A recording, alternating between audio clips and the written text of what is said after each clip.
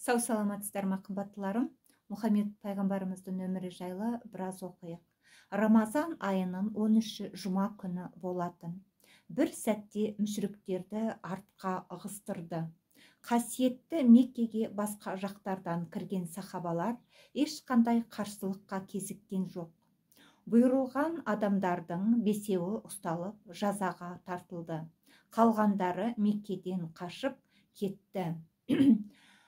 Мужахидтер үлкен тебіреніспен толқын болып Аллаху Акбар деп айқалап Меккеге кіре бастады. Пайғамбарымыз түйесі Кусуаға мінді. Оның ноқтасын Усама бин Заид ұстап, қасиетті Меккеге бет алды. Осы күндерге жеткізген Алла тағалаға шүкіршілік етіп, Меккенің алынатын сүйіншілеген Фәтх сүресін оқыды. Пайғамбарымыз үлкен қуаныш пен жеңімпаз сахабаларының арасында Қағбаға қарай жүрді. Оң жағында Хазіретті Әбу Бәкір, сол жағында Усайд бин Худайр болып Қағбаға жақындады. Хажер-үл-Усуәдті зират еткеннен кейін тәкбір мен тәлбия айтты. Мұны сахабалар да қайталады. Аллаху Акбар деген дауыстарға Меккенің аспаны жаңғыра бастады. Осындай керемет көрініске тебірентіп мұсылмандар көз жастарын төкті. Харам шәрифте үйлеріне тығылған мүшіріктер қорқып қарап тұрды. Содан соң пайғамбарымыз бен сахабалар тәуәп ете бастады. Тәуәптің 7-ші айналымы біткеннен кейін түйесінен түскен пайғамбарымыз Ибрахим мақамында 2 рәкат намаз оқыды.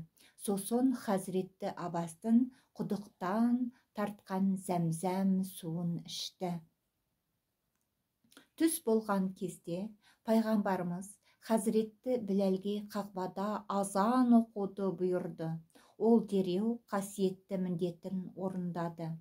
Азан шақырылған кезде мүміндердің жүрегінде үлкен шаттық пайда болса, мүшріктер одан сайын қайғыра түсті.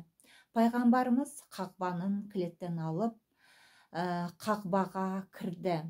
Пайғамбарымыз іште арқасын есікке бұрып 2 рәкат намаз оқыды. Халид бин Валид есіктің алдында тұрып, халықтың ол жерге жиналуына тосқауыл болды. Әлемнің сұлтаны Қағбаның есігінің 2 жармасынан ұстады. Барлық құрайыштықтар Мәсжиди Харамға толып, қорқыныш араласқан үмітпен пайғамбарымызға қарап тұрды. Олардың алдарында әлемдерге рақымдылық ретінде жіберілген мейірімділік дариясы тұр еді. Пайғамбарымыз оларға біраз қарағаннан кейін: «Әй Құрайыш жамағаты, сендерге не істейін деп ойлайсыңдар?» деді.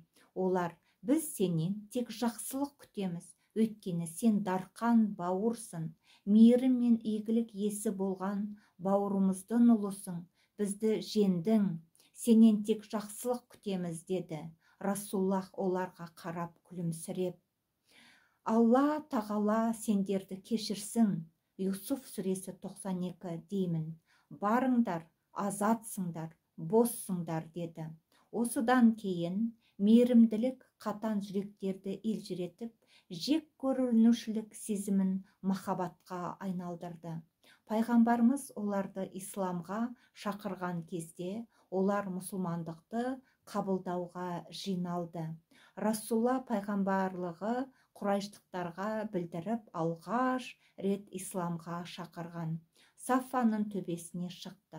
Сол жерде тағы да үлкен кіші, әйел еркек барлық меккеліктердің антын қабылдады.